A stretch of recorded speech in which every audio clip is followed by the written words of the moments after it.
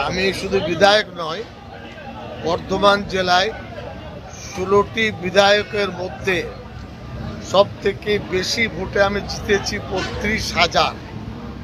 বিগত লোকসভা নির্বাচনে ৪৮,০০০ ভোট মন্তেশ্বর মঙ্গলকোট দিয়েছে।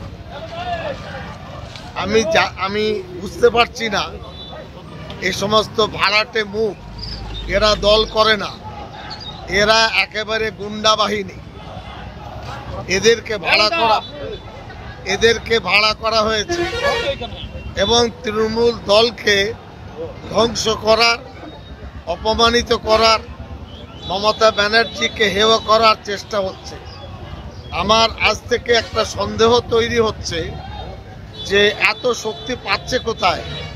এদের সাথে মাওবাদীরা তো যুক্ত নেই, এরা শক্তি পেল কি করে?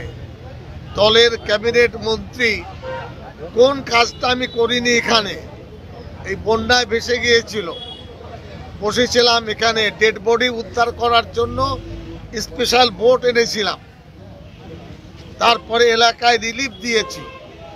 কোন জায়গায় আমি কাজ করি?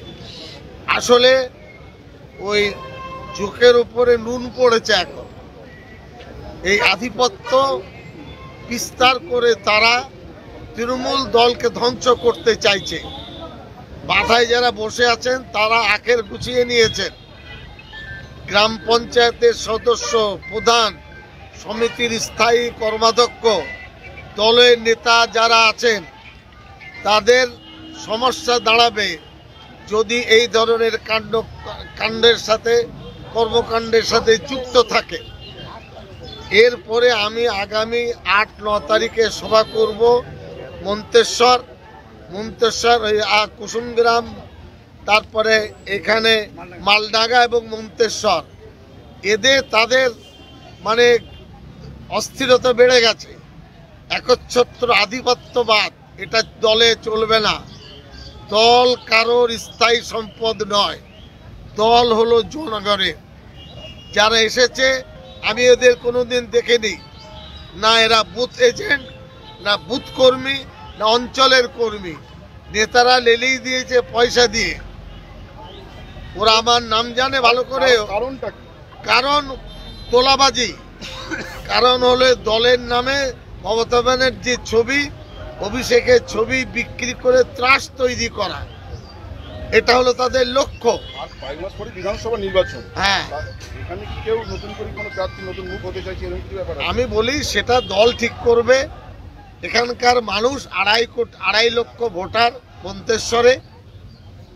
আমি 100% বলতে পারি এরা 2-4 জন, 50 জন, 100 জন, 200 জন, তাদের পরিবার, এতে কিছু হবে না।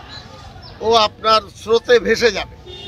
আমি শক্তি দেখাইনি, দেখালে আমাদের কর্মীরা যারা পতাকা ধরে ভোট করে, এখানেও 1-2 জন বাহিনী আছেন যারা তোলাবাজি করে, তাদের গায়ে খুব লেগেছে, সামনে আসতে পারছেন না।